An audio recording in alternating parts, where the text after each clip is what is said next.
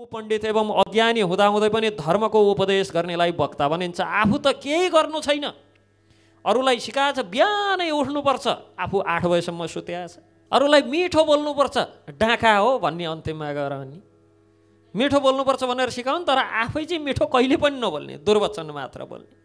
मतलब कुनै पनि कार्य आफै चाहिँ नगर्ने, अरूलाई सधैँ उपदेश दिइराख्ने। यो कतिपय व्यक्तिको समस्या, रोग नै हुन्छ यो। आफू फिटिक्कै केही पनि नगर्ने, अरूलाई देख्न हुन्न, उपदेश सुरु भइहाल्छ धमाधम। त्यस्ता व्यक्तिहरूलाई वक्ता भनिन्छ भने गुरुजनहरूको वृत्ति हरण गर्ने चेष्टा गर्ने व्यक्ति तथा काशी निवासी भएर पनि यदि काशीलाई छोडेर वृत्तिका लागि अन्यत्र निवास गर्छन् भने त्यस्ता व्यक्तिहरूलाई कन्जुस कर्दय भनिन्छ। अनि मिथ्या क्रोध प्रदर्शन गर्ने तथा राजा नहुँदा नहुँदै पनि, दण्डको अधिकार नहुँदा नहुँदै पनि दण्ड विधान गर्ने व्यक्तिलाई उद्दण्ड भनिन्छ। आजकल यो उद्दण्डहरूको फिटिक्कै कमी छैन, सबै न्यायाधीश पल्टेका छन्, सबै न्याय गर्ने, यसलाई यसो गर्नुपर्छ त्यसो गर्नुपर्छ, न्यायको सारा सिद्धान्त सुनाउन लाग्छन्। त्यो उद्दण्डहरू हुन्।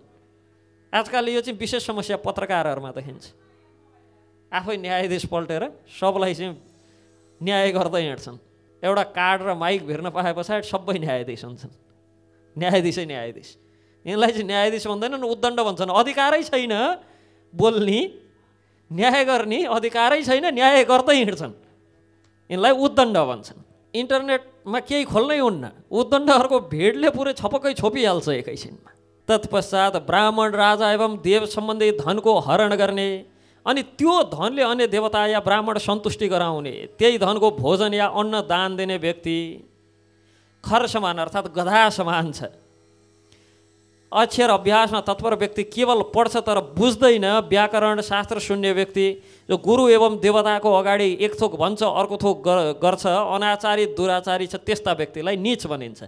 यताबाट खोज्ने उता लगेर ठुलो पल्टिने, ठालु पल्टिने, यताबाट भ्रष्टाचार गरेर कमाउने, अनि यसो टिभी सेभीमा देखिने मौका पाइयो भने गएर म ल 5 लाख रुपियाँ दिइहाल्छु भनिहाल्ने, त्यही पनि उठाउन कम मुस्किल पर्दैन, त्यही पनि दिन्नन् भने बेला फेरि यस्ता व्यक्तिहरूलाई नीच भनिन्छ। एकतिरबाट चुसेर लुटेर अर्कोतिर गएर ठालु पल्टिने, म त दानी हुने धर्मात्मा हुने भनेर,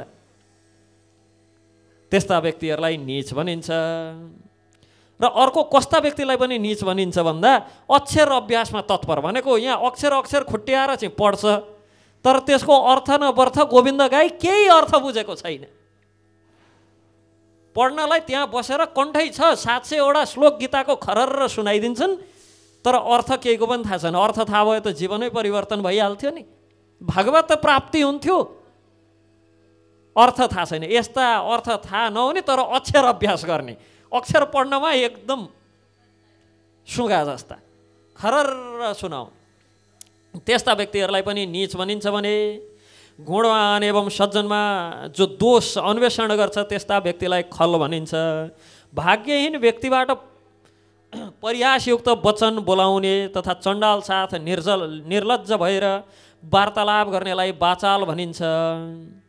अनि चराचुरुङ्गी समातेर घरमा पाल्ने, बिरालोले जुठो हालेको भोजनलाई बाँड्ने बहानामा बाँदरको भाँति स्वयं भक्षण गर्ने, आफै खाने, व्यर्थमा रुख आदि काट्ने, अनि व्यर्थमा ठाउँ ठाउँमा गएर खाल्डा खन्ने, चाहिने काम गर्ने, क्या उपद्रो बाँदर जस्तो उपद्रो गर्ने, अनि मांस भक्षण गर्ने, माछा मासु खाने र अरू स्त्रीमा आफ्नै पत्नी बाहेक अरू स्त्रीमा आँखा लगाउने, यस्ता व्यक्तिलाई चपल भनिन्छ।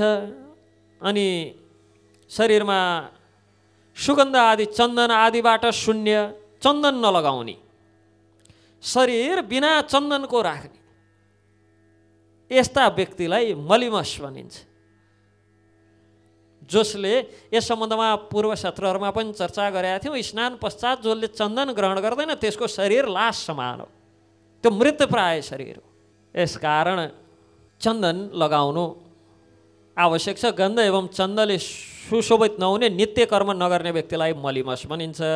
अन्यायले अरूको घर धन खोज्ने, अन्यायले धन कमाउने, शास्त्र निषिद्ध धन ग्रहण गर्ने एवं देव पुस्तक रत्न मणि मुक्त अश्व गाई भूमि आदि हरण गर्ने व्यक्तिलाई स्तेयी भनिन्छ। स्तेयी भनेको चोर, त्यस्ता व्यक्तिहरूलाई चोर भनिन्छ। त्यति मात्र नभएर देव चिन्तन तथा परस्पर कल्याण चिन्तन नगर्ने, गुरु तथा माता पिताको पालन पोषण नगर्ने र आफ्नो कर्तव्यको आचरण नगर्ने, यस्तो व्यक्तिलाई पनि स्तेयी अर्थात् चोर भनिन्छ भनेर 26 प्रकारका दुर्गुणको सम्बन्धमा व्याख्या गरियो। अब यी 26 प्रकारका दुर्गुणहरू मध्येबाट यी कुनै एउटा गुण पनि नभएका व्यक्ति, दोष भनौँ न, के को गुण भन्ने यसलाई, कलियुगमा त यी सबै गुण नै हुन्। यस्तो सबै थोक भएपछि बल्ल मान्छे नेता बन्छन्, नेतृत्व गर्छन्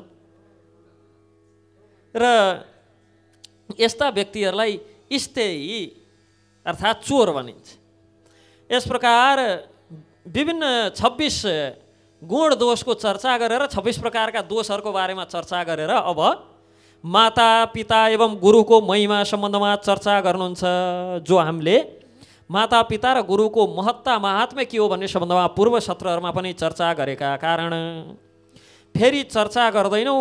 माता पिता पितृगणहरू ब्रह्मस्वरूप हुन्, नित्य निरन्तर पूजन गर्नुपर्छ। माता पिता भन्दा पनि 1000 गुण यज्ञ छिन्, पूजनीय छिन्, यसकारण पूजा गर्नुपर्छ। गुरुको पनि महात्म्य कम छैन। यस प्रकार शिवरूप गुरुदेवलाई नमस्कार गर्नुपर्छ। वेदाङ्ग शास्त्र तत्त्व जो गुरुमा निहित छ त्यस्ता गुरु परम वन्दनीय हुन्छन् भन्दै यहाँ गुरु आदिको चर्चा परिचर्चा गरेर तिनको महात्म्य, तिनको महानता बताएर तत्पश्चात पुराण श्रवणको विधि तथा पुराण वाचकको महिमा सम्बन्धमा चर्चा गर्नुहुन्छ कि पुराण वाचक व्यक्ति कस्तो हुनुपर्छ, पुराण वाचनको विधि के हो र पुराण वाचकको महिमा के हो भन्ने सम्बन्धमा हामीले पूर्व सत्रहरूमा पनि चर्चा गरेका कारण यसमा थप चर्चा नगरिकन पूर्त कर्म निरूपण सम्बन्धमा चर्चा गर्दै प्रसाद उद्यान आदि निर्माणमा भूमि परीक्षण र वृक्षारोपणको महिमा गान गर्नुहुन्छ कि वास्तु आदिको महत्त्व के छ र तत्पश्चात भगवानको श्रीविग्रह निर्माणको विधि बताउनुहुन्छ। भगवान श्रीको श्रीविग्रह निर्माण कस प्रकार गर्नुपर्छ, कुन समयमा गर्नुपर्छ, कसका हातबाट गराउनुपर्छ, कुन परम्परामा रहनुपर्छ भन्ने सम्बन्धमा चर्चा गर्दै तत्पश्चात यज्ञ कुण्ड निर्माण एवं संस्कारको विधि र ग्रह शान्ति आदिको महात्म्य बताउँदाखेरि यज्ञ कुण्डको निर्माण एवं संस्कारको संक्षिप्त विधिमा 10 प्रकारका कुण्डको सम्बन्धमा व्याख्या गर्नुहुन्छ। कुण्डहरू यज्ञ गर्ने कुण्डहरू 10 प्रकारका हुन्छन्, जसमा चौकार, वृत्त, पद्म, अर्धचन्द्र, योनिक, चन्द्राकार, पञ्चकोण, सप्तकोण, अष्टकोण एवं नवकोण भएका 10 प्रकारका यज्ञ गर्ने वेदीहरू हुन्छन्। यज्ञका मण्डपहरू हुन्छन्। कुण्ड यस प्रकार निर्माण गर्नुपर्छ भनेर चर्चा गर्दै तत्पश्चात गएर विविध कर्ममा प्रयोग हुने विविध अग्निहरूका नाम तथा होम द्रव्यको वर्णन गर्नुहुन्छ। होम द्रव्यका वर्णन गर्दा शास्त्रसम्मत विधिका अनुसार गरिएको विविध यज्ञमा अग्निका नामहरू यस प्रकार छन्। शतार्थ होममा 500 सङ्ख्यासम्म आहुति दिने यज्ञमा जो अग्नि स्थापना गरिन्छ ती अग्निलाई कश्यप भनिन्छ भने आज्य होममा वैष्णव नाम गरेका विष्णु अग्निलाई बोलाइन्छ। तिल यागमा वनस्पति नाम गरेका अग्नि, सहस्त्र यागमा ब्राह्मण नाम गरेका अग्नि, अयोथ यागमा हरि नाम गरेका अग्नि, लक्ष्य होम आदिमा वन्ही नाम गरेका एवं कोटि होममा हुतासन नाम गरेका अग्नि, शान्ति कर्ममा वरुण, मारण कर्ममा अरुण, नित्य होममा अनल, प्रयाश्चितमा हुतासन तथा अन्न यज्ञमा लोहित नाम गरेका अग्नि आह्वान गर्नुपर्छ। तत्पश्चात विविध कर्ममा अग्निका नाम तथा होम द्रव्यको वर्णन गर्दै यज्ञ पात्रको स्वरूप एवं पूर्ण आहुति कस प्रकार गर्नुपर्छ, पूर्ण आहुति कसरी हुन्छ भन्ने चर्चा गर्दै प्रथम भाग सम्पूर्ण हुन्छ। द्वितीय भागमा मध्यम पर्वको द्वितीय भागमा यज्ञ आदि कर्मका मण्डल निर्माणका विधान तथा क्रौच आदि पंक्षीहरूको दर्शनको फल, यज्ञ आदि कर्ममा दक्षिणाको महात्म्य, विभिन्न कर्ममा पारिश्रमिक व्यवस्था एवं यो कलश व्यवस्थापनको वर्णन गरिएको छ। भविष्य पुराणको यो अध्याय इतिहासको दृष्टिले बडो महत्त्वपूर्ण छ, किनभने केवल कौटिल्य अर्थशास्त्र र शुक्र नीतिबाट मात्र प्राचीन वैदिक सभ्यतामा मुद्रा एवं पारिश्रमिक कसरी दिइन्थ्यो भन्ने थाहा हुन्छ। तर भविष्य पुराणको यो अध्यायले पनि यस सम्बन्धमा व्याख्या गर्छ। अरू कुनै पुराण धार्मिक ग्रन्थमा यसको कतै पनि सङ्केत छैन कस प्रकार हुन्थ्यो भन्ने।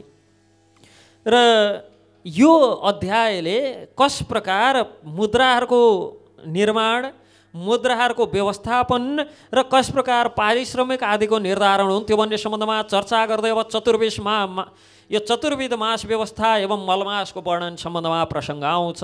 यहाँ भन्नुहुन्छ विभिन्न प्रकारका महिनाहरूको वर्णन गर्दै महिना 4 प्रकारका हुन्छन्।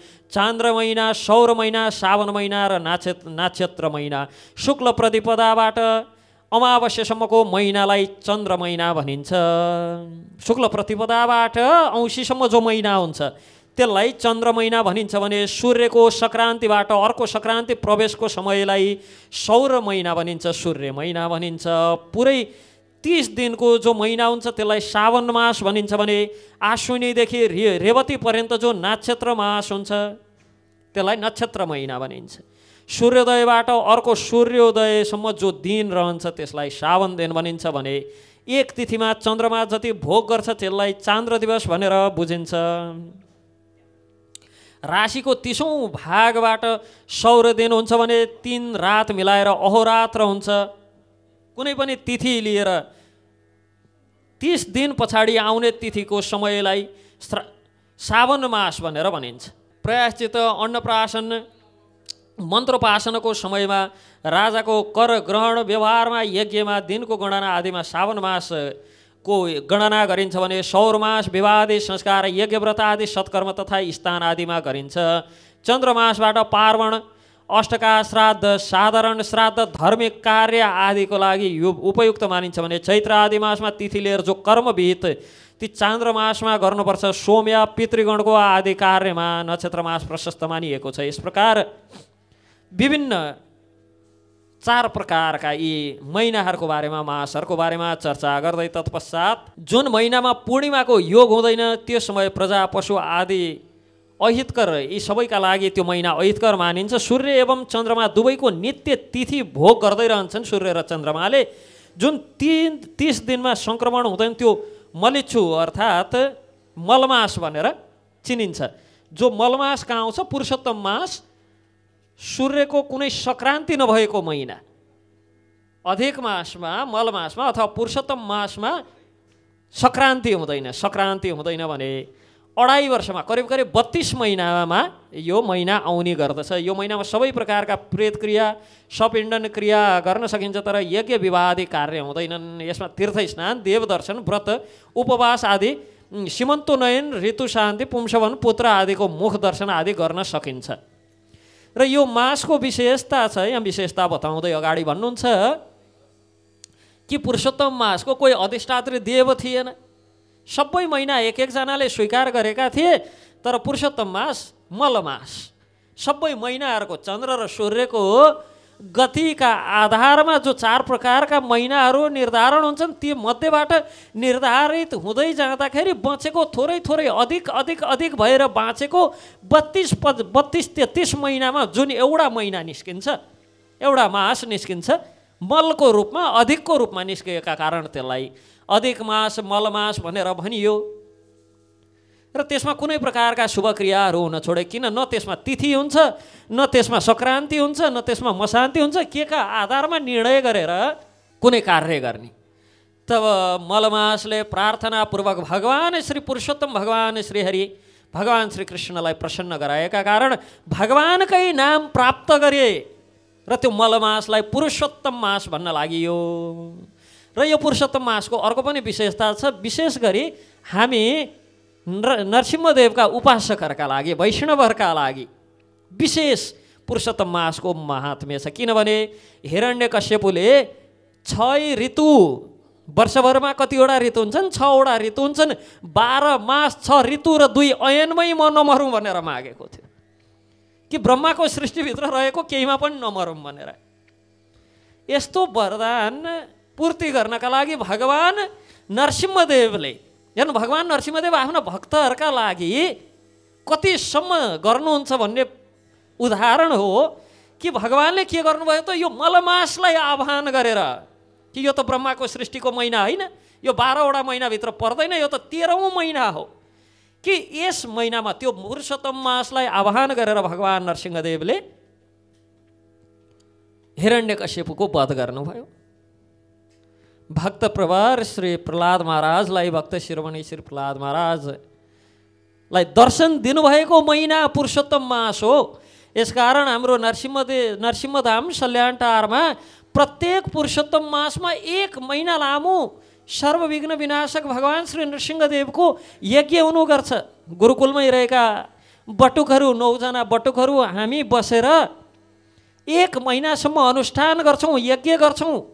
र यही पुरुषोत्तम मासको अनुष्ठानमा भगवान् नृसिंहदेवकै कृपाले यो मन्दिर अब पुनर्निर्माण गर्नुपर्छ है भनेर पूज्य महाराज श्री सुदर्शन प्रभु सबैले उत्साहित गराउनु भयो। यो उत्साहको सञ्चार भयो।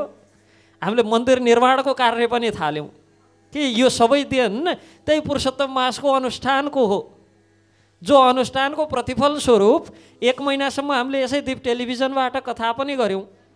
अहिले पनि चलिराखेको छ कथा, प्रत्येक दिन बेलुका 7:50 देखि 8:20 सम्म। र अहिले पनि भगवान् नरसिंहदेवको मन्दिर बनाउनका लागि भक्त प्रहलादहरूको खोजीको क्रम अझ पनि जारी नै छ। मन्दिरको जग राख्ने कार्य गऱ्यौँ, मन्दिरको पिलर उठाउने कार्य चल्दैछ, मन्दिर माथि लाँदैछौँ। र तत्पश्चात भगवान् नरसिंहदेवको मन्दिर निर्माणको कार्य अगाडि बढाउँदैछौँ। भक्त प्रहलादहरूको खोजीमा अझ पनि छौँ। भगवान् नरसिंहदेवको विशेष महिना हो पुरुषोत्तम मास। र प्रत्येक पुरुषोत्तम मासमा, प्रत्येक महिनामा, प्रत्येक पुरुषोत्तम महिनामा 32 महिना पश्चात प्रत्येक 32औं महिनामा त्यहाँ विशेष अनुष्ठान हुने गर्छ भगवान् नरसिंहदेवका सन्तुष्टिका लागि। यस प्रकार जो कार्यहरू पुरुषोत्तम मासमा गर्न हुन्न तिनै कार्यहरू शुक्र अस्तमा पनि गर्न हुन्न भनेर भविष्य पुराणले बताउँछ। तत्पश्चात राज्य अभिषेक आदि पुरुषोत्तम मासमा गर्न मिल्छ। पुरुषोत्तम मासमा गरेका राज्य अभिषेकलाई विशेष मानिन्छ। तत्पश्चात व्रतारम्भ, प्रतिष्ठा र चूडाकर्म, उपनयन, मन्त्रोपासना, विवाह, गृह निर्माण, गृह प्रवेश, गाई आदिको ग्रहण, अनि आश्रमन्तरमा प्रवेश, तीर्थयात्रा, अभिषेक कर्म आदि कर्महरू यस समयमा निषिद्ध छन्, निषेधित छन्। तत्पश्चात काल विभाग, कालको विभाजन, समयको विभाजन एवं तिथि निर्णय र वर्षभरका विशेष पर्वहरूको सम्बन्धमा चर्चा गर्नुहुन्छ। काल अमूर्त रूपले एकै भगवान श्रीकृष्णको अन्त्यतम स्वरूप तथापि उपाधिहरूको भेदले दीर्घ, लघु आदि अनेक रूपमा विभक्त छ। तिथि, नक्षत्र, बार तथा रात्रिको सम्बन्धमा सबै कालका अङ्गहरू हुन्। मास, पक्ष आदि वर्षान्तरमा आउने जाने रहन्छन्, ती सबै कर्मका साधनहरू हुन् भन्दै यस प्रकार काल विभाग, तीर्थ निर्णय एवं वर्षभरको विशेष पर्व आदि तिथिका सम्बन्धमा चर्चा गर्दै तत्पश्चात आएर यहाँ सुतजी गोत्र प्रवर आदिको ज्ञानको आवश्यकताका सम्बन्धमा चर्चा गर्नुहुन्छ। गोत्र प्रवर सम्बन्धमा गोत्र प्रवर, निबन्ध, कदम्ब आदि अनेक स्वतन्त्र निबन्ध ग्रन्थहरू छन्। यिनै भविष्य पुराणको आधारमा लेखिएका। मत्स्य पुराणको अध्याय 195 देखि 205 10वटा अध्याय त विस्तारपूर्वक यही गोत्रका सम्बन्धमा मात्र बताइएको छ। स्कन्द पुराणको महेश्वर खण्ड एवं ब्रह्मखण्डमा पनि गोत्रका बारेमा व्यापक चर्चा गरिएको छ। गोत्र प्रवरको परम्परा जान्नु अत्यन्त आवश्यक छ। यसकारण आफ्ना आफ्ना गोत्र या प्रवरका पिता आचार्य शास्त्रद्वारा बुझ्नुपर्छ, जान्नुपर्छ। गोत्र प्रवर बुझ्नु नबुझिकन, नजानिकन गरिएको कर्म विपरीत फलदायी हुन्छ। यदि गोत्र प्रवर आदि सम्बन्धमा पूर्ण ज्ञान नराखिकन कर्म गरियो भने त्यसबाट सही फल प्राप्त नहुन सक्छ। कश्यप, वशिष्ठ, विश्वामित्र, अंगिरस, च्यावन, मौकुन्य, वत्स, कात्यायन, अगस्त्य आदि अनेक गोत्र प्रवर्तक ऋषिहरू छन्। गोत्रमा 1, 2, 3, 5 विभिन्न प्रकारका 1, 2, 3 वा 5 प्रकारका प्रवरहरू हुन्छन्। समान गोत्र आदिमा विवाह आदि सम्बन्ध पनि निषेध छ। आफ्नो गोत्र प्रवर आदिको ज्ञान शास्त्र अनुसार लिनुपर्छ। र विशेष गरी यो गोत्र कसरी प्राणको रूपमा समस्त प्राणीहरूको जीवन रहेका परमात्मा भगवान श्रीहरि परम कल्याणार्थ ध्येय ज्ञान एवं कश्यप नन्दन सूर्यको रूपमा प्रत्यक्ष रूपमा संसारको पालन सञ्चालन उष्मा तथा प्रकाशको रूपमा गर्ने भगवान श्रीहरि भएका कारण समस्त वैष्णव एवं शैव सन्यासीहरूले आफूलाई अच्युत गोत्रीय मान्ने गर्छन्। विधिवत रूपमा दीक्षा लिइसके पछाडि, विधिवत रूपमा सन्यास लिइसके पछाडि, वैष्णव वा शैव मार्गमा सन्यास लिइसके पछाडि ती सबै अच्युत गोत्रीय हुन्छन् भन्ने सम्बन्धमा अश्वलायन गृहसूत्रमा बताइएको छ। ती बाहेक अरू सबैले आफ्नो गोत्र निर्दिष्ट गरेर गोत्रानुसार नै कर्म गर्नुपर्छ।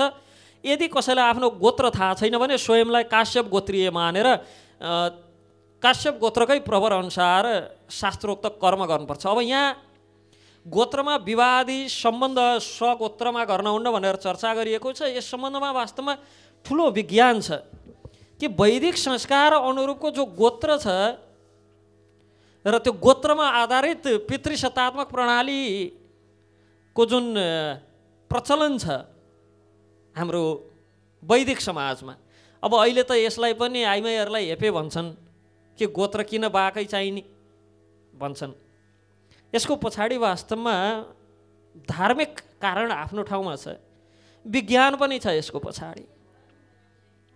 बहुसङ्ख्यक वैदिक धर्मावलम्बीहरूले जुन यो प्रणाली पालन गर्छन्, यो प्रणाली गोत्र प्रणालीको अनुसरण गर्छन्, त्यो अनुसरण यो पद्धतिमा विवाह गरेर घर भित्रिने स्त्रीको गोत्र स्वतः परिवर्तन भएर पतिको गोत्र धारण गर्छन्, पिताको गोत्र परित्याग गर्छन्। यो भन्दा एकजनाले मलाई प्रश्न सोध्नुहुन्थ्यो, अनि डिभोर्स भयो भने के गर्ने भनेर। हाम्रो वैदिक प्रणालीले जोड्न सिकाउँछ, तोड्न घर फुटाउन सिकाउँदैन। घर भाँडा तको अहिलेको समाज हो, हामी जोड्ने सम्बन्धमा चर्चा गर्छौँ। यसकारण विवाह गर्दाखेरि सबै थोक मिलाएर मात्र विवाह गरिन्थ्यो। कुल अनि त्यस पछाडि तिनको चाहिँ ग्रह नक्षत्र आदि इत्यादि सबै 32 गुण दोष सबै विचार गरेर त्यही भएर विवाह गरिन्थ्यो कि तोड्नु नपरोस् भनेर।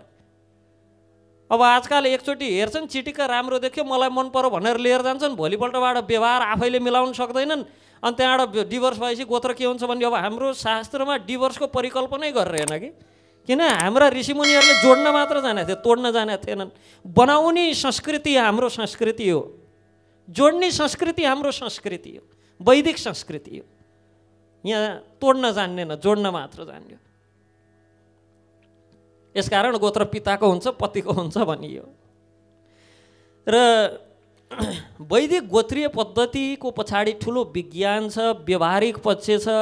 अब यसलाई केही अल्पज्ञहरूले आफूलाई विशेषज्ञ भन्छन्, विज्ञ भन्छन्, अनुमानविदहरू जे कुरा पनि अनुमान गरेका भरमा यस्तै होला भनेर ठोकुवा गरिदिन्छन्। समाजमा फुटको बिउ रोप्नु छ, कसरी मान्छेलाई फुटाएर राज गर्ने भन्ने मात्र तिनको ध्यान छ।